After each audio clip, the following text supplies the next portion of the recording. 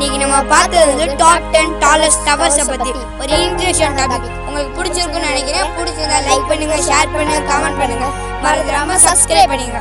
கூடவே பக்கத்துல இருக்க பெல் ஐகானை கிளிக் பண்ணுங்க. Thank you for watching the video.